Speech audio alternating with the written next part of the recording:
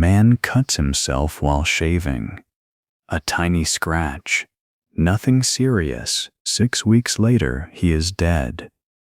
At the exact second he dies, every single light in the city of Cairo suddenly goes black. 4,000 miles away, in a quiet house in England, his dog throws back its head, howls once, and drops dead. Then, one by one, more people connected to him start dying too. A specialist, a visitor, a friend, 20 of them, then more. Every single one of them had touched the same thing. A tomb that was sealed shut 3,000 years ago for a reason. This is not a horror movie. This actually happened. And even today, scientists cannot fully explain everything that followed. For thousands of years, people believed Egyptian tombs were protected by magic. The idea is simple. If you disturb a pharaoh's resting place, you will suffer. Sickness, bad luck, even death. This belief exploded into world news in 1922, after one of the most famous discoveries in history, the tomb of Tutankhamun. But did the curse actually start with an ancient warning? Or did newspapers create it? Let's go back to where it all began. After Howard Carter opened Tutankhamun's tomb, a strange story started spreading. People claimed there was a clay tablet near the entrance with a warning written on it. Death shall come on swift wings to him who disturbs the peace of the king. It sounds terrifying. But here's the twist.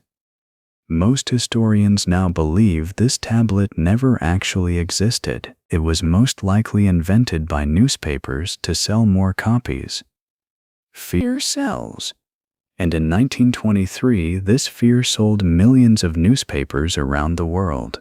The man who paid for the tomb's excavation was Lord Carnarvon, a wealthy English aristocrat. In early 1923, just weeks after entering the tomb, Carnarvon was shaving. He accidentally cut a mosquito bite on his cheek. The small cut got infected. The infection spread. Within days, he had a very high fever. On April 5, 1923, Lord Carnarvon died in Cairo. He was only 56 years old. At the exact moment he died, the story goes, all the lights in Cairo suddenly went out, and thousands of miles away in England, his dog, Susie, is said to have howled loudly and died too. After Carnarvon's death, people started counting, and they found more strange deaths connected to the tomb. A wealthy American who visited the tomb died of pneumonia soon after. An X-ray specialist who examined Tutankhamun's mummy died from a mysterious illness. Even Carter's pet canary was swallowed by a cobra, a snake that ancient Egyptians believed protected pharaohs. By the late 1920s, newspapers claimed over 20 people connected to the tomb had died mysteriously. The world was terrified. The curse of the pharaohs was now a global sensation. Famous writers made things even bigger. Sir Arthur Conan Doyle, the creator of Sherlock Holmes, publicly said he believed a curse was responsible. Newspapers around the world printed dramatic headlines almost every week. Tourists became terrified of visiting Egypt.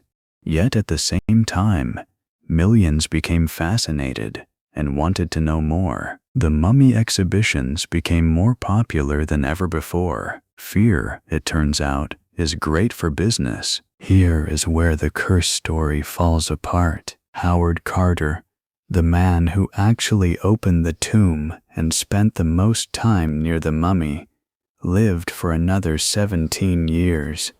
He died of natural causes at age 64. Lady Evelyn Herbert, Carnarvon's own daughter, was one of the first people to enter the tomb. She lived until she was 78 years old. In fact, a study looked at 58 people who were present when the tomb was opened. Most of them lived long, normal lives, well into old age. So why do we only remember the deaths and forget everyone who lived? That question has a name in science: selection bias. We remember the scary stories and ignore the boring normal ones. So if it wasn't magic, what actually made some people sick? Scientists have found a fascinating answer. Ancient tombs can contain dangerous mold and bacteria that grow for thousands of years in sealed, dark spaces. One type, called Aspergillus flavus, can cause serious lung infections, especially in people with weak immune systems. Tombs can also contain toxic gases and even radioactive material from ancient decorations. Lord Carnarvon, remember, was already in poor health before he ever entered the tomb. His body simply could not fight off a serious infection.